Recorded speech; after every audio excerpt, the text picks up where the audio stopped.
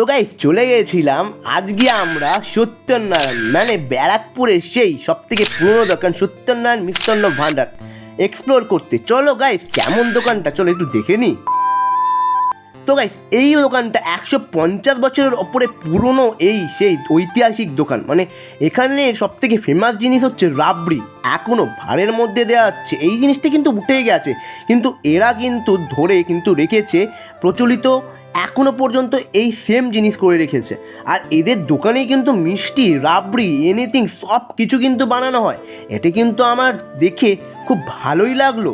আর এত ঘন দুধ দিয়ে কোনো ভেজাল নেই রাবড়ি বানানো হচ্ছে আলাদাই, সিরিয়াসলি বলছি ভালো লাগলো।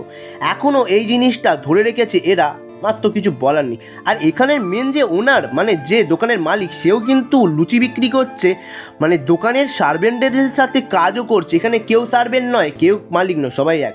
আর এদের দোকান থেকে প্রথম প্রচলিত হয়েছিল ভাঁড়ের মধ্যে রাবড়ি, মানে আমার তো কিছু বলার নেই। এখানে একটা দাদু কাজ করে প্রায় 48 বছর ধরে, নাকি এখানে সেই একই জিনিস কাজকর্ম করছে। এই দোকানটা হচ্ছে ব্যারাকপুরের স্টেশনের সামনে, ঠিক তার মাঝখানের দিকে একদম চোখে পড়বে। ভালো লাগলে লাইক কমেন্ট সাবস্ক্রাইব অবশ্যই করবে। এরকম ভিডিও দেখতে হলে শেয়ারটা করে দিও। Thank you.